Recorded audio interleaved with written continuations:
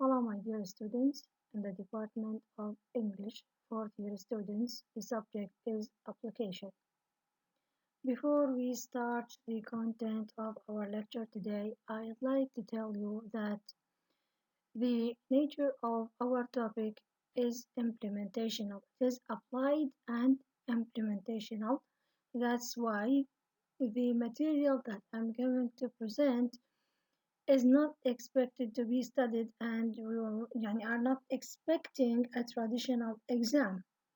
But I expect you or I want you to apply what you learn in this topic or in this subject in your teaching in the application period.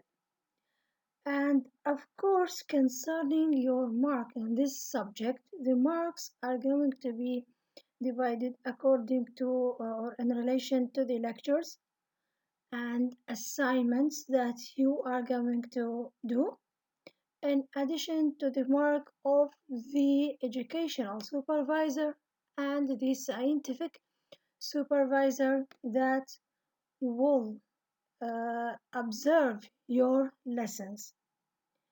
The lessons are either traditional face-to-face lessons in real classrooms, or we will have electronic lessons in a virtual classroom.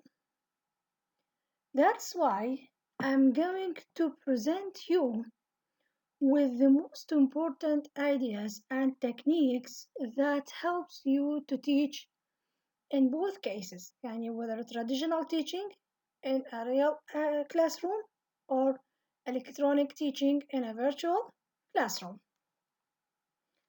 The first and most important idea that you need to know about is the daily lesson plan. It's very important to make a plan to your lesson before you go to the application or to actual teaching. So, what is meant by the daily lesson plan and what is supposed to be presented in the daily lesson plan? The daily lesson plan includes the following: considering the students, which means considering the students' level.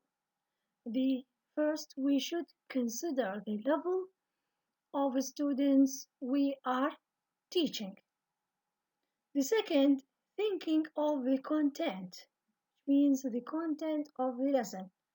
The content of the lesson is related to all language components, grammatical structures, vocabulary items, meanings that you want to present in addition to language skills that you want to develop during the lesson.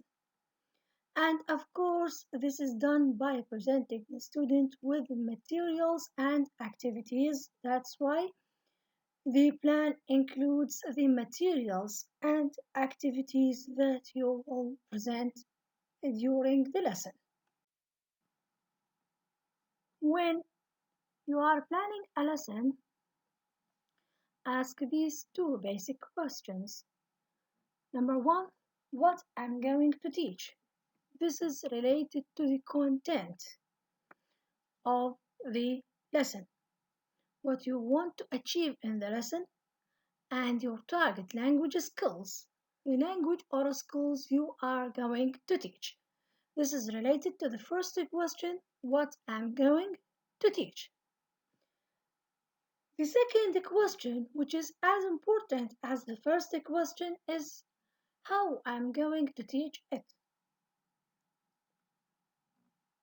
This is related to the practical part of the lesson, which includes the procedures that you will follow in order to teach the content or to present the content to the students appropriately.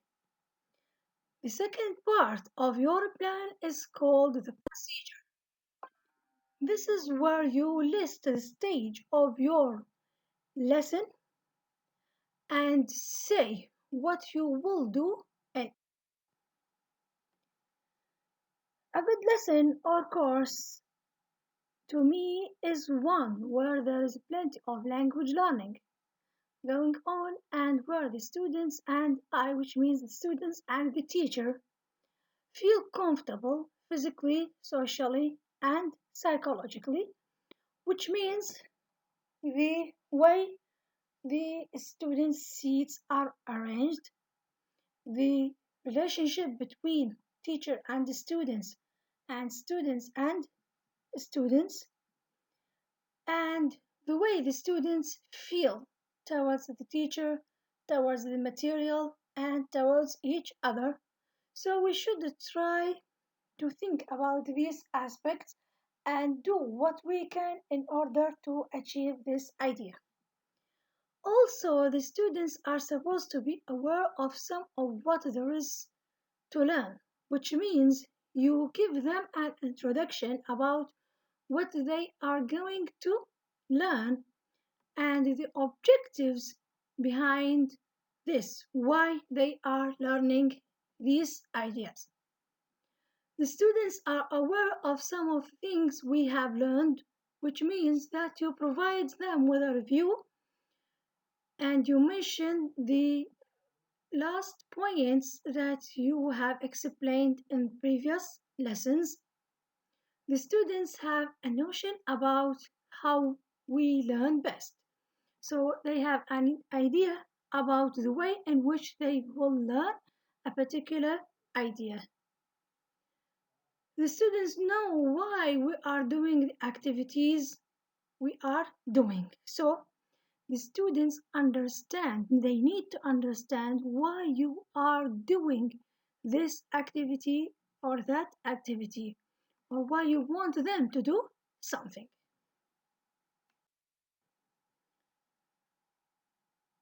During preparing the plan, teachers may think about what shall I teach? Culture, a topic, study skills, listening, vocabulary, or the next page of the text. Of course, this is the first idea that you should think about when you want to prepare your daily lesson plan. So, what shall I teach? What is the next point? So, this question should be answered precisely and in a very good way in your lesson plan or daily lesson plan. The first idea, you have to decide what to teach. The second is to decide how to teach it, which means the procedures that you should follow in order to achieve or to obtain your plan. How do I interest students and get them working together well and doing something worthwhile? For example, we can attract the students' attention and make them do something interesting by using or putting in our plan variable activities in which the students work in a variable way. For example, some of the activities include pair work, other activities include individual work, and other activities include group work. So, in this case, the students will enjoy moving from one state to another. What materials shall I use? In this case, we have to talk about the materials presented. In the situation of teaching English as a foreign language in Iraq, we have students' book and we have activity book. First, the presentation of the material should depend on students' book, and then we have some additional practice in students' activity book. So we should keep this in mind when we select the activities. We select activities from students' book and activities from activity book. Will the plan happen? Do I really have the control to make these things happen? This is very important. In what sense?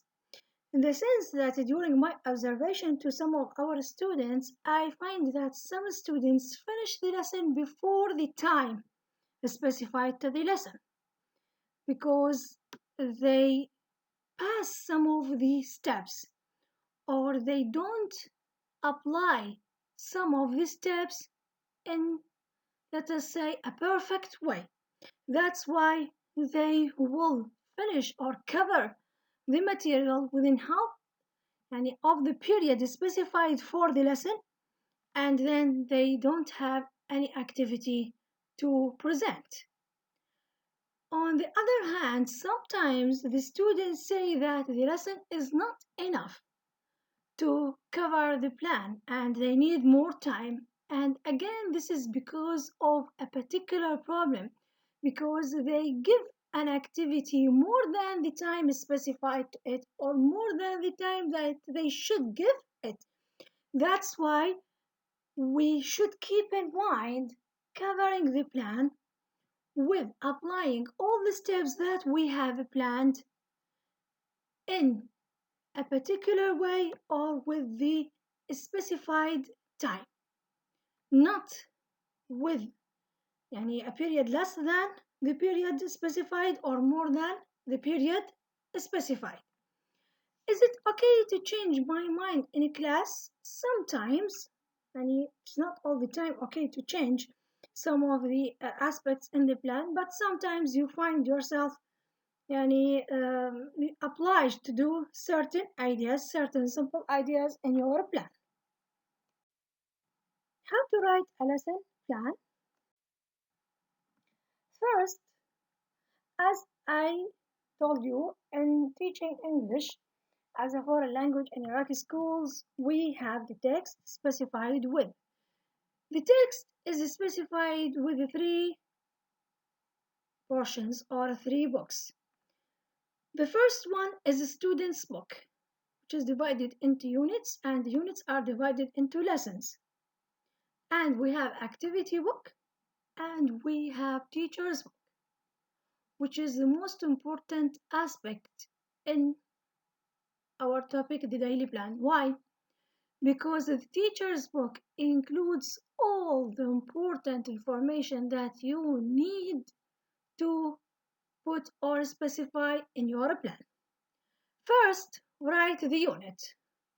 Second, write the number of the lesson, the page number. Of course, you have to mention the stage in which you are teaching English, the time specified for the lesson, and the time specified for each activity.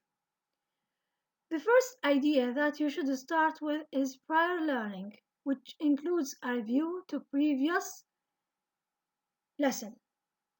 So, in this case, the teacher starts with making a very general and quick review to the last point that they have covered, the teacher and the students. Then the teacher moves to objectives.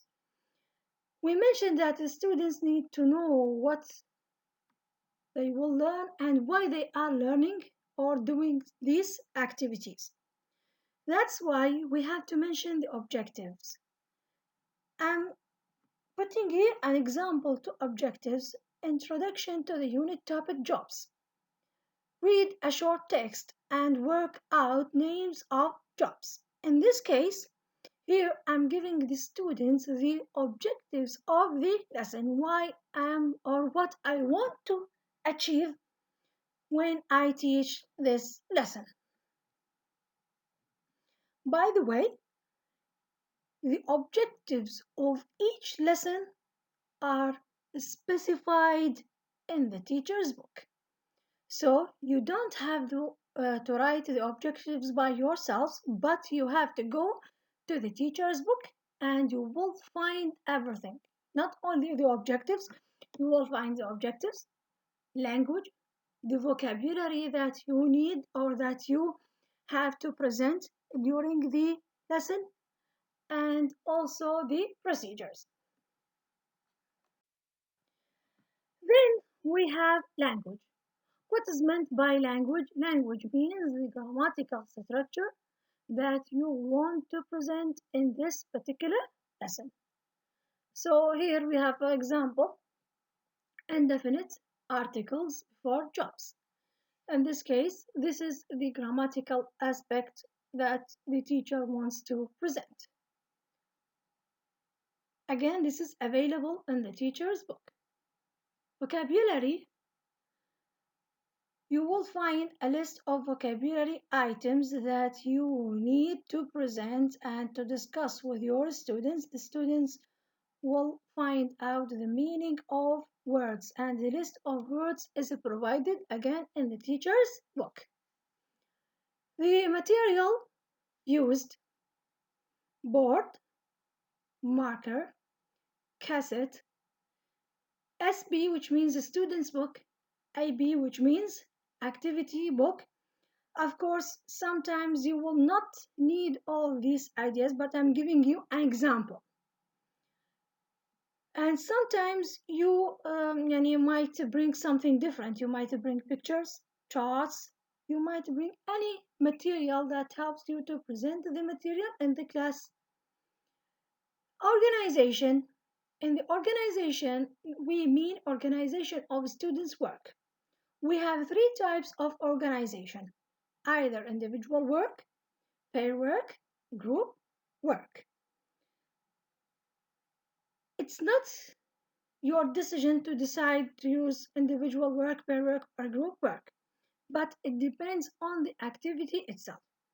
And this is also mentioned in the teacher's book. In relation to each activity, it is specified whether the students have or will have individual work, pair work, or group work. Activity book, this includes the number of exercises that you will answer or ask the students to answer from the activity book. And the second part of the daily lesson plan, we have procedures. In the procedures, we have two ideas: teacher's activity and student's activity. In teacher's activity, we will have a list of all the steps which are done by or which are supposed to be done by the teacher. For example, here I'm giving you an example. Read the conversation aloud. Ask the students to open their student's book and list names of 5 people shown, then read aloud. Ask the class what else Faisal, Huda, and Muna did on holiday. So these are examples of things that a teacher might do as teacher's activity. Some examples of students' activity, things that done by the students. Students will listen. Students will answer. Students will ask each other. So the plan or procedures is divided into two aspects: teacher activity and students activity. Procedures are available in the teacher's book, so you have to take them from the teacher's book.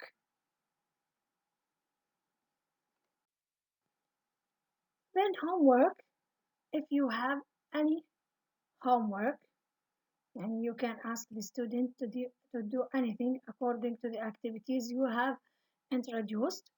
Project, also, if the students have a particular project, you do it together with the students. And evaluation of students' learning of the material that you have explained. Of course, the lesson should end with an evaluation of the material introduced in order to check whether the students have understood what you have introduced or not. Okay? And finally, you mention your name and signature. Thank you very much. These are the most important points related to writing a daily lesson plan. Number one. Number two, each one of you is supposed to write a daily lesson plan to a particular lesson. That's why I want you to select lessons and think about the plans till I ask you to provide